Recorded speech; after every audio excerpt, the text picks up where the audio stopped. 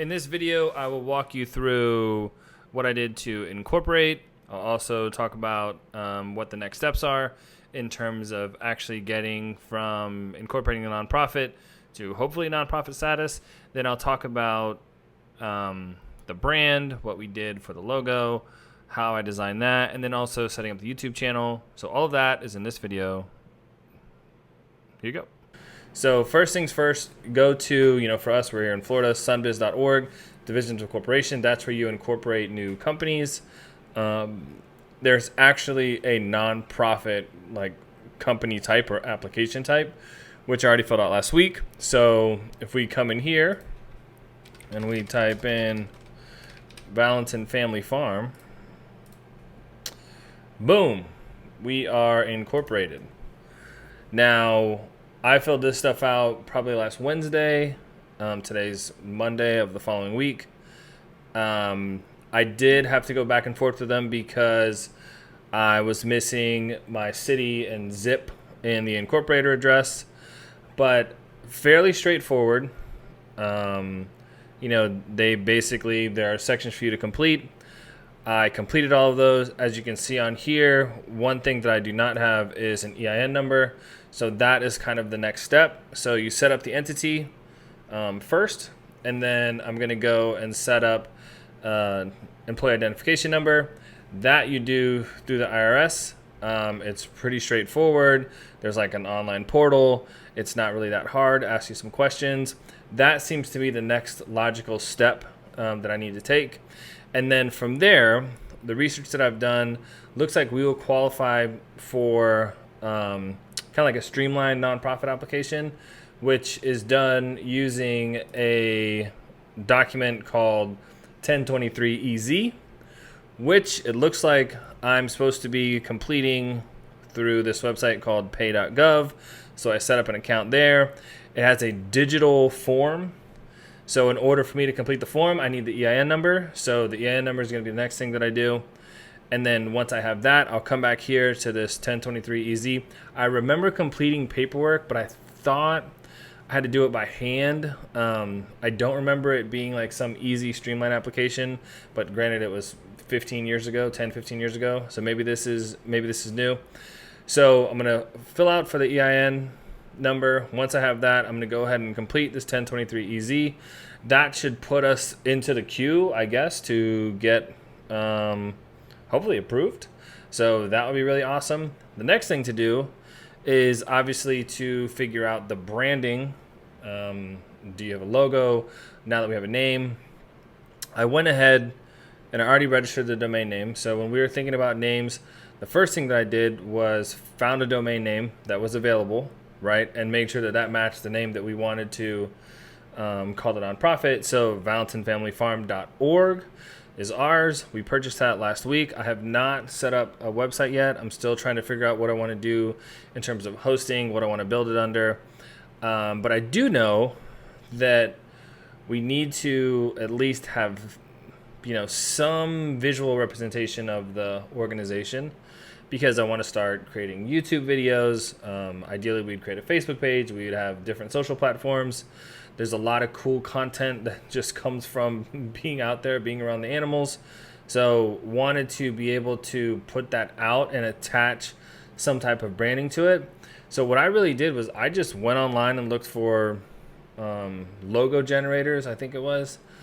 And basically there's a couple free websites that you just put your information in. It'll just give you a few ideas. And I think that that's really the hard part, is going from nothing to something. Once you have something, then you can start working with it. I'll show you guys what I ultimately landed on. I use Canva as a super easy design tool to use. What you're looking at right here is a YouTube banner background. So when I was going through the logo generator, I found this font. I really like this font. It looked both kind of friendly and inviting. But I liked that it was handwritten, or, it just made it feel a little bit more authentic and kind of, I don't know, I just really liked it. So I went with that font. I can't remember the name of it. I'll put it in the description if I remember.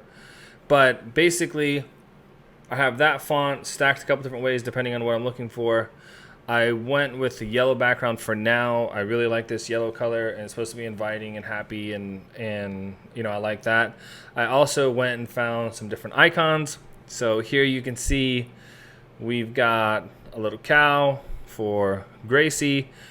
We have a bulldog for Diesel, our dog that passed away last year. We've got a horse because we've got 2 horses right now. We've got Phoenix and we've got Callie. And then we've got a little sheep because we have Willow, who is the cutest, most entertaining little animal ever. So basically, I found 4 icons. Found 4 icons that all had the same kind of style, the same kind of pencil width to them. Lined those up, and then I found a little heart. So I put the heart underneath the animals. I think when you look at this, if you don't know anything about us, you basically think, well, I guess they do dogs and farm animals, which I don't know what we're going to do in terms of what animals we're all going to look at potentially housing, but didn't feel right to move forward with anything without giving credit to Diesel. He was just the most amazing dog ever.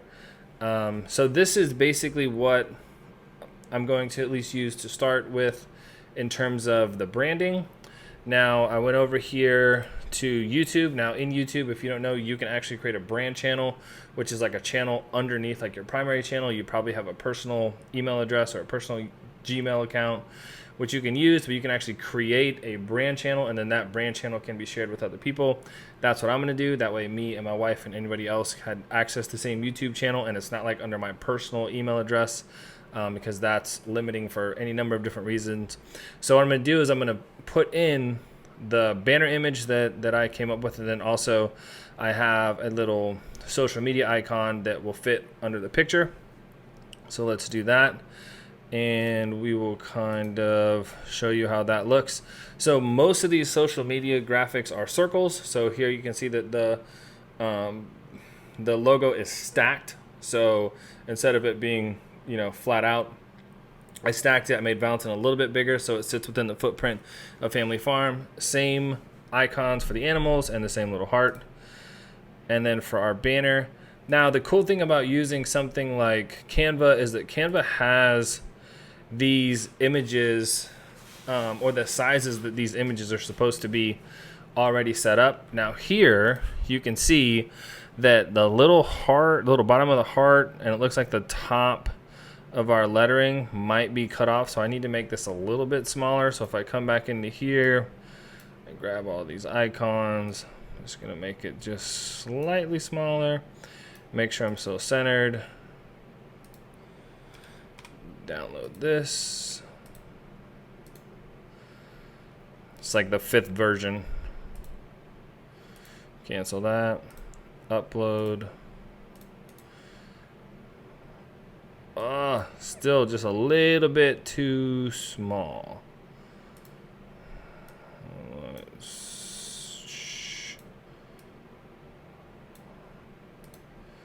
Let's try it now. I really don't want to delete that heart. I like the heart. Upload. V2. Oh, boom, we're in. All right. So those are just some very basic introductory steps, right? Fill out the corporate document. I would recommend getting help from a lawyer or an accountant or someone. The next step, as I understand it, apply for your EIN. That is basically the social security number of your business. Once you have your EIN and your divisions of corporation paperwork, you can go to pay.gov and it looks like fill out the 1023-EZ, which is what I'm going to do. We'll see how that goes. And then obviously, as you're doing that, think about the branding. Make sure you buy the domain name. If it's a nonprofit, try to get .org because that is kind of synonymous with nonprofits. We already did that. I use SiteGround for all the domain work that I do. I also went ahead and set up emails. If you have questions about that, let me know. I can show you how to do that. But basically, we have Nate at valentinfamilyfarm.com, Natalie at valentinfamilyfarm.com, and then we have an info.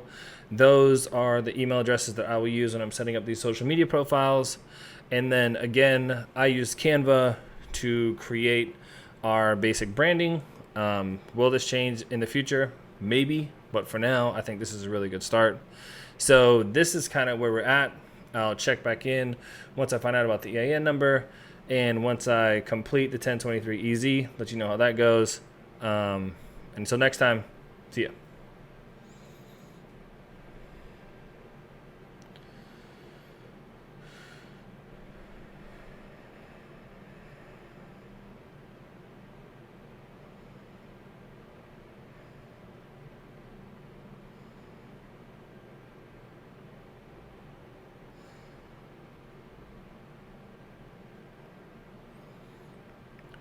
So that's where we're at.